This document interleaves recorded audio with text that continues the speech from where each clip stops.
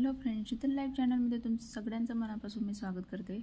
तर आज बाहेर खूप जोरात पाऊस चालू होता आणि भाजीपाला आणि गव्हाचंही पीठ संपलेलं होतं आणि संध्याकाळची वेळ होती, म्हणजे हा रात्रीचा स्वयंपाक आहे। तर आता काय करायचं म्हणून पटकन मी 3 भाकरी थापलेल्या आहेत आणि पिठलं आणि खिचडी बनवलेली आहे।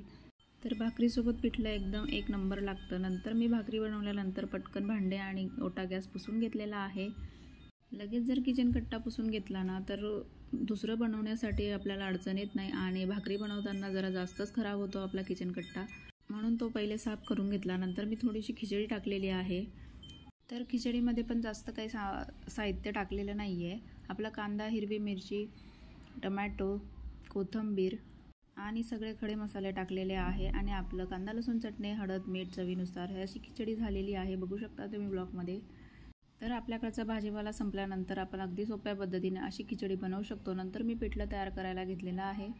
तर पिठल्यामध्ये पण टमॅटो, कांदा, लसूण, हिरवी मिरची असं तेलामध्ये परतवून घेतलेलं आहे। इकडे बेसन पीठ मीने थोडंसं भिजवून घेतलेलं होतं आणि त्याच्यात 1 ग्लास जास्तीचं पाणी टाकलेलं होतं आणि आता आपला कांदा, लसूण, टमॅटो चांगला परतवून घेतलेला आहे। तर त्याच्यात आपण बेसन पिठाचं पाणी केलेलं होतं ते टाकायचं आहे आणि घट्ट होईस्तोवर ते चांगलं मिक्स करायचं आहे। तर अशा प्रकारे आपलं सोप्या पद्धतीने घरच्या घरी पिठलं तयार होतं।